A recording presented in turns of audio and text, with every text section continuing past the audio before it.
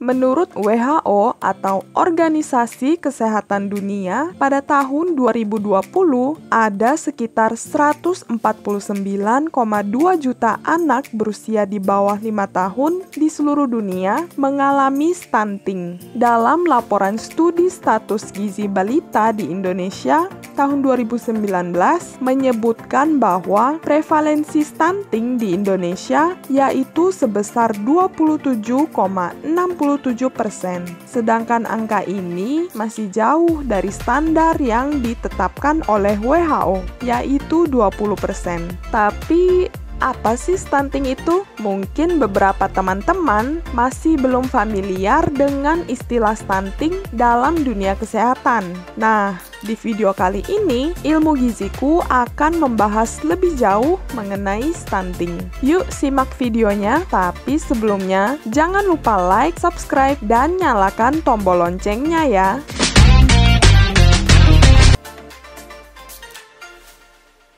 Stunting adalah gangguan tumbuh kembang anak akibat terjadinya gizi buruk atau kekurangan gizi kronis dan infeksi yang berulang, sehingga anak terlalu pendek untuk usianya. Kekurangan gizi ini sebenarnya sudah terjadi di 1000 hari pertama kehidupan atau 1000 HPK. Namun, kondisi stunting baru akan terlihat setelah bayi berusia 2 tahun. 1000 HPK itu apa sih? 1000 HPK itu adalah periode emas bagi pertumbuhan dan perkembangan buah hati yang dimulai sejak terbentuknya janin hingga anak berusia 2 tahun. Selain terlihat pendek, anak dengan stunting memiliki kemampuan kognitif yang kurang, sehingga kemampuan menyerap pelajaran di sekolah juga kurang baik dibandingkan anak seusianya yang tidak mengalami stunting.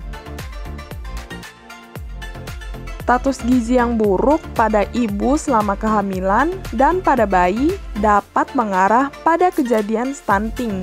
Untuk lebih detail, faktor penyebab stunting adalah yang pertama, pengetahuan ibu yang minim mengenai kesehatan dan gizi sebelum maupun setelah kehamilan menjadi salah satu penyebab stunting pada anak. Misalnya nih, sang ibu tidak memberikan ASI eksklusif kepada buah hati. Kemudian, ibu tidak memberikan makanan pendamping ASI atau MPASI yang mencukupi kebutuhan zat gizi bayi. Padahal, pemberian MPASI harus dapat mencukupi kebutuhan zat gizi buah hati, karena ASI sudah tidak bisa lagi memenuhi kebutuhan zat gizi bayi untuk tumbuh kembangnya, sehingga diperlukan asupan zat gizi dari makanan agar terhindar dari kejadian stunting. Yang kedua, pelayanan kesehatan yang masih terbatas, khususnya di daerah terpencil. Selain memberikan perawatan kepada ibu dan anak, adanya pelayanan kesehatan juga berfungsi untuk memberikan informasi mengenai gizi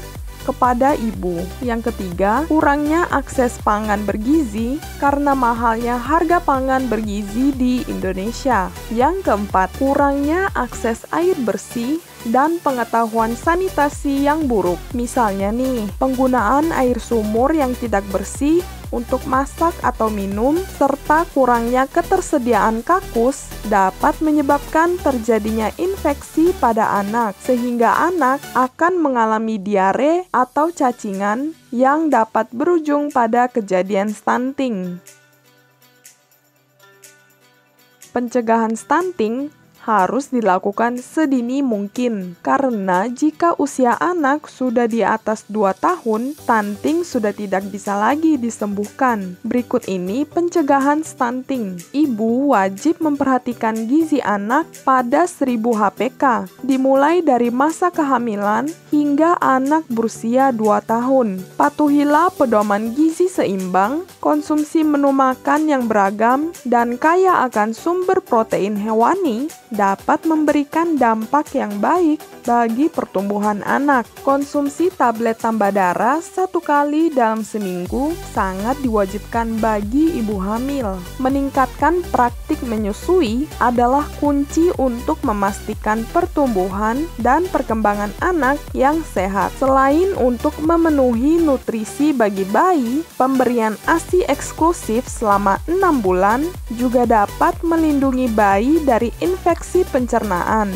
sehingga bayi terhindar dari diare. Stop pernikahan dini, karena pernikahan dini dapat meningkatkan resiko terjadinya kematian ibu dan bayi, putus sekolah, kemiskinan, dan kekerasan dalam rumah tangga. Pemberian makan bagi sang buah hati sangat penting nih bagi tumbuh kembangnya dan pastinya untuk mencegah terjadinya stunting. Untuk bayi usia 0-6 bulan, berikanlah ASI eksklusif. Artinya hanya diberikan ASI saja selama 6 bulan. Tidak boleh diberikan makanan atau minuman lainnya termasuk air putih. Pada saat bayi usia 6-8 bulan, sudah bisa diperkenalkan dengan makanan sebanyak 2-3 sendok makan setiap kali makan. Tekstur dari makanan juga perlu diperhatikan ya. Harus makanan yang dilumatkan atau bubur kental. Pemberian makanan pendamping ASI atau MPASI diberikan sebanyak 2-3 kali dan ditambah 1-2 kali makanan selingan per harinya. Dan jangan lupa, pemberian ASI masih tetap berjalan ya. Saat bayi memasuki usia 9-11 bulan, makanan keluarga sudah bisa diberikan dengan tekstur yang sedikit lebih kasar daripada bubur. Pemberian makan yaitu 3-4 kali dan ditambah 1-2 kali makanan selingan per hari.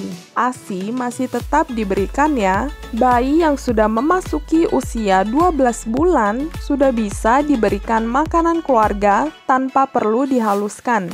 Pemberian ASI tetap berjalan sampai bayi berusia 2 tahun. Pencegahan stunting bukan hanya tugas ibu saja ya, melainkan tugas kita semua untuk menciptakan generasi unggul bagi Indonesia. Oh iya, jangan lupa ya teman-teman, tetap jaga kesehatan dengan menjalankan pola hidup gizi seimbang.